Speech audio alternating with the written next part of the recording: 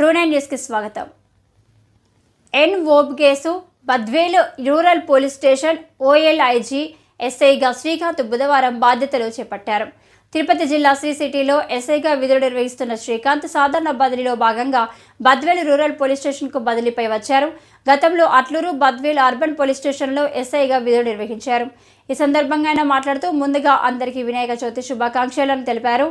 ఈ వినాయక చవితిని అందరూ జాగ్రత్తగా జరుపుకోవాలని, ఇలాంటి అవాంఛనీయ సంఘటనలు జరగకుండా చూసుకోవాలని బాధ్యత అందరిపై ఉంది అని, ఎవరైనా ప్రశాంతతకు భంగం కలిగించేలా వ్యవహరిస్తే వారు ఎంతటి వారైనా ఉపేక్షించబోమని, అలాంటి వారిపై చట్టపరంగా చర్యలు తీసుకుంటామన్నారు. గ్రామాల్లో ప్రజలు ప్రశాంతంగా వాతావరణంలో కలిసిమెలిసి కొనసాగాలన్నారు. అలాగే ట్రూ9 న్యూస్ ఛానల్కి వినాయక చవితి శుభాకాంక్షలని తెలపడం జరిగింది.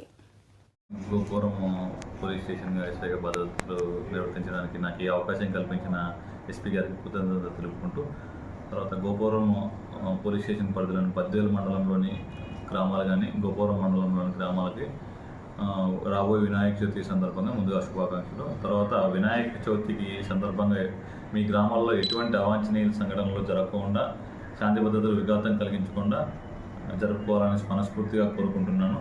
ముందుగా వినాయక చవితికి ట్రూ9 న్యూస్ వారికి, తర్వాత TV4 న్యూస్ వారికి శుభాకాంక్షలు తెలుపుతూ ధన్యవాదాలు.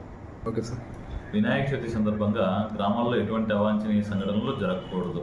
దీనికి మా పోలీసు వారి తరపు నుంచి పటిష్టమైన బందోబస్తు చర్యలు తీసుకొని పడతాయి. తర్వాత ప్రతి గ్రామంలో ఎవరైనా కానీ విగ్రహం ఏర్పాటు ప్రతి ఒక్కరూ పర్మిషన్ తీసుకునేసే ఖచ్చితంగా విగ్రహాలను పెట్టుకోవాలి. ఎందుకంటే మీరు పర్మిషన్ తీసుకుంటే దానికి అనుగుణంగా మేము బందోబస్తు చర్యలను పటిష్టంగా మేము ఈ గ్రామాల్లో ఎటువంటి అవాంఛనీయ సంఘటనలు జరగకోకుండా తీసుకోగలుగుతాము. అలాగనే మీరు వినాయక నిమజ్జనం సందర్భంగా జాగ్రత్తలు తీసుకుని వినాయక నిమజ్జనం జరుపుకోవాలనేసి కోరుతున్నాము. ఎందుకంటే అవాంఛనీయ సంఘటనలు జరగడానికి ఎక్కువ అవకాశం నిమజ్జనం జరిగే సందర్భంలో ఉంటుంది. కావున తగు జాగ్రత్తలు తీసుకునేసి చేసుకోవాల్సిందే.